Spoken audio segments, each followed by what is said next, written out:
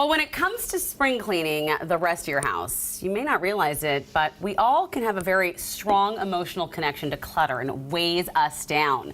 Matt Paxton is known for his role on the popular TV show Hoarders. Well, now he's out with a new book called Keep the Memories, Lose the Stuff. Why do so many of us have a problem with clutter? All right. Well, stuff is connected to people, right? We hold on to stuff because we love the people that had it. And so it's the memories that are wrapped around those items. That's why we hold on to them. Oh, that is so powerful, because there are so many suitcases and things of my mom's that I just can't get rid of. Is it just, are we feeling like we're giving away a piece of that person?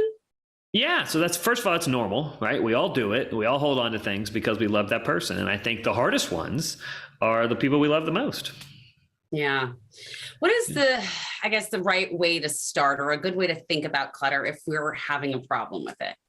All right. So what I tell everybody, it is the memory. So when you walk into a house, I was on Hoarders, and I'd walk in the house and I'd say, wow, you love a lot of people, instead of getting really upset about all the stuff. I tell the stories. I say, tell me about these people.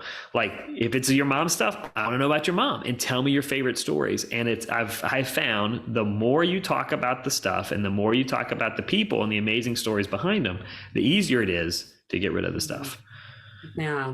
What are some good ways to start tackling these messy spaces, or maybe things that we've been holding on to for so long?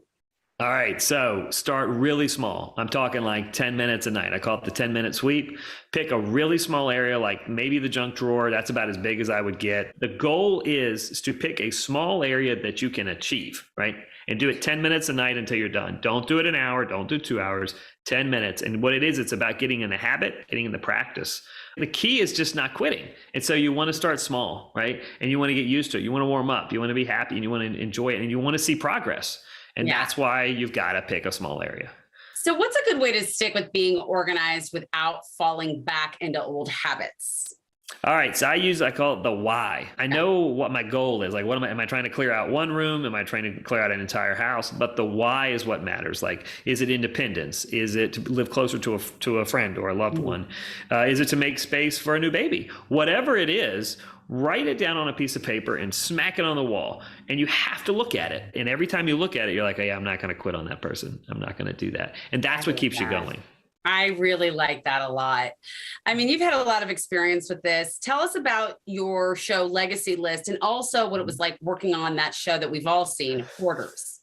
All right, so we'll talk about Hoarders first. I'm the guy from Hoarders, did it for 13 years. It was crazy. It was unbelievable. I saw some of the most amazing things.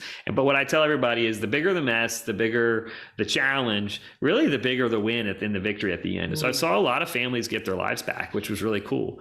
I remember with Hoarders, you have to remember that something bad has happened to that person, and they're looking for happiness and self-worth and stuff. And that's why they have so much of it. Just remember, that's a really good person there, and they're just temporarily hoarding. It's not who they are forever. It's just where they are currently.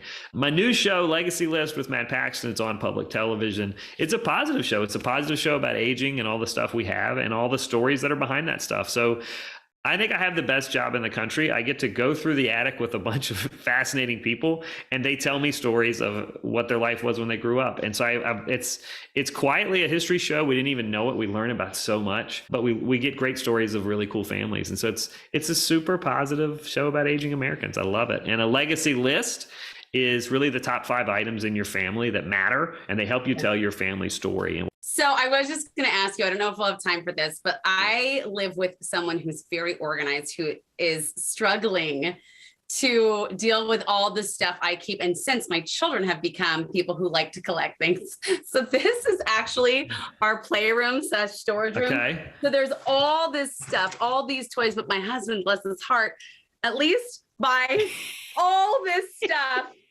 to store it in. So do you have any advice for people who may be trying to get their spouse to, cut down? All right. So here's the deal. Buying more items to have less items does not make sense to me. And that requires storage bins and cleaning materials.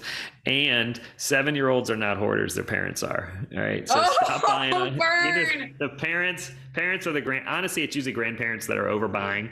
And I encourage kids, they don't really want that stuff. They want the time with you. Yeah.